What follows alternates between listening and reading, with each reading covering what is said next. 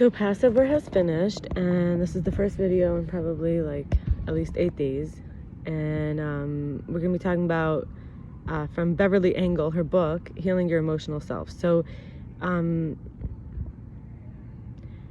we're, the topic of abuse, neglect, smothering, it leads to distorted or inadequately developed sense of self. So one, people who internalize abuse manifest self-destructiveness, depression, suicidal thoughts, and passivity, withdrawal, which is avoiding of social contacts, shyness, and a low degree of communication with others, likely to have low self-esteem, suffer from guilt, remorse, depression, loneliness, rejection, resignation, feelings, and perceive self as unworthy and the world as a hostile place where she or he is bound to fail. Unwilling to try new tasks or develop skills and take risks. People who externalize the abuse are unpredictable, violent behavior is characterized by impulsive action rather than conforming to social norms, frequently anxious or aggressive, hostile, suffering from constant fear, always on the alert and ready to hit back, and may end up mistreating others, often in the same ways that they were mistreated. What is psychological maltreatment? It is a concerted attack by an adult on a child's development of self and social competence, a pattern of psychically destructive behavior.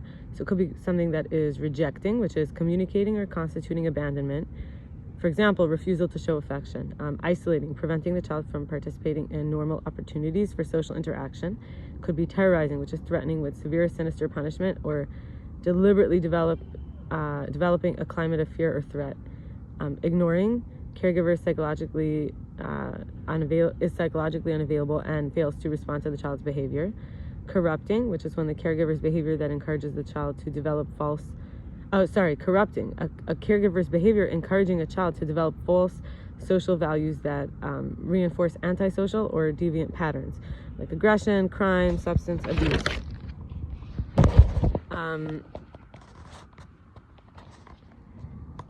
There's something called mirror therapy. It is a technique for working with low self-esteem, a powerful inner critic, deep shame issues.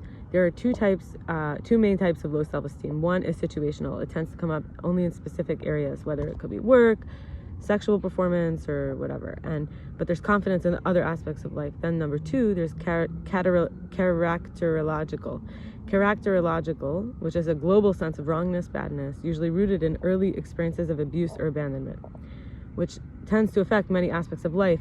In the first type, cognitive restructuring techniques can be effective because while in the second case, changing thoughts is not enough, and the main therapeutic focus needs to be helping to recreate an identity and start over in some ways, because it was or is the negative identity that gives rise or gave rise to the negative thoughts. Helping the person give themselves what they missed out on in childhood will help them to grow themselves up in a healthy way. Positive mirroring, a nurturing, internal, responsive mother, a safe, internal, powerful father to help set limits. And encouraging them, so growing ourselves up and encouraging them to become more compassionate toward themselves. It will help them to acquire the inner critic or inner critics and overcome their shame. Byron Brown, author of Soul Without Shame, he says compassion is the greatest antidote to the prison of your pathological inner critic. Compassion is the essence of self-esteem, and understanding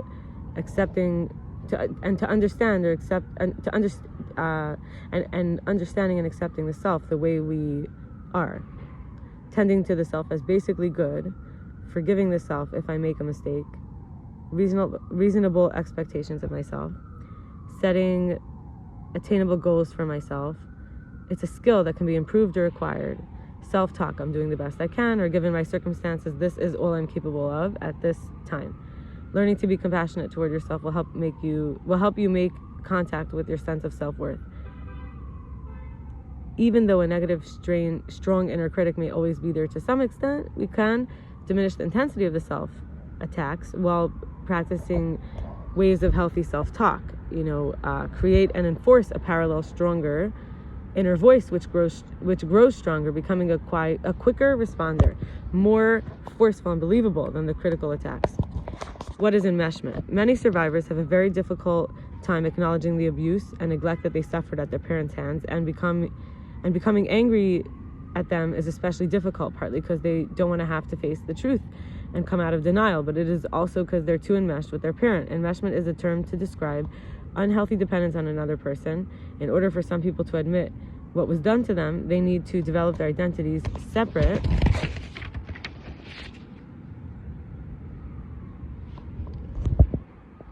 from their parents or other abusers.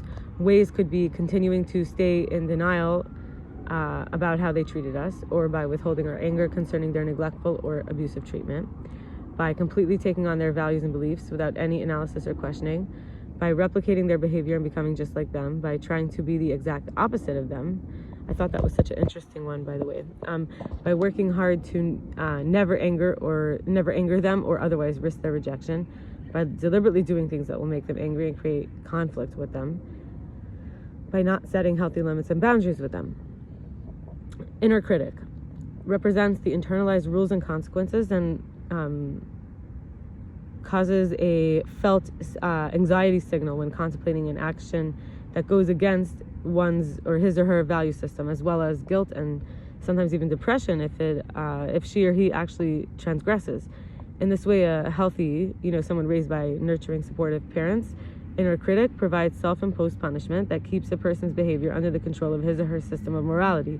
But the anxiety, guilt, and depression are kept within reasonable bounds because her and his conscience is modeled on her or his parents' reasonable attitudes, their internalized inner critics' standards to keep parents with us and give ourselves a sense of safety, protection, imagined power over ourselves and our reality. The inner critic is kind of like what some would have said Freud called the superego, or we might say it's the judge.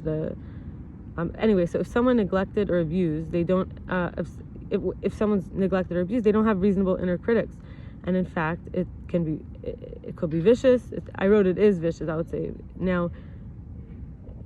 Maybe it's possible it could be vicious at times or more vocal than others. And even though it is invisible, it's pervasive and pathological and attacking and judging, enormously poisonous to psychological health, more than any experienced trauma or deprivation.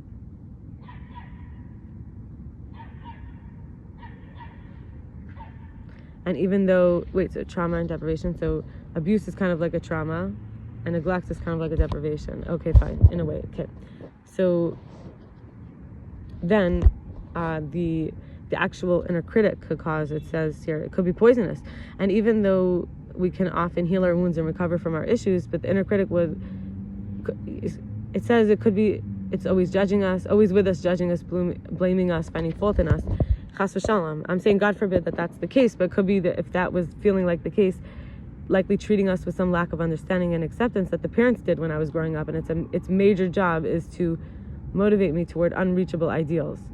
It's egging me on to reach the perfect image, never letting me rest or feel satisfied. Its function is to keep me away from what it considers to be dangerous or unmanageable parts of myself, and it directs me toward whatever ideals that it feels will make me or us, each of us, acceptable and successful person. It constantly admonishes and has never-ending demands that leave us feeling we're not enough and never will be. So I'm not saying I agree with every word, but I'm just sharing. I feel it's important. There's a version that needs it, So anyway, that's all for today. And that is, the book again is Beverly Engel, Healing Your Emotional Self. Wish you well. Bye.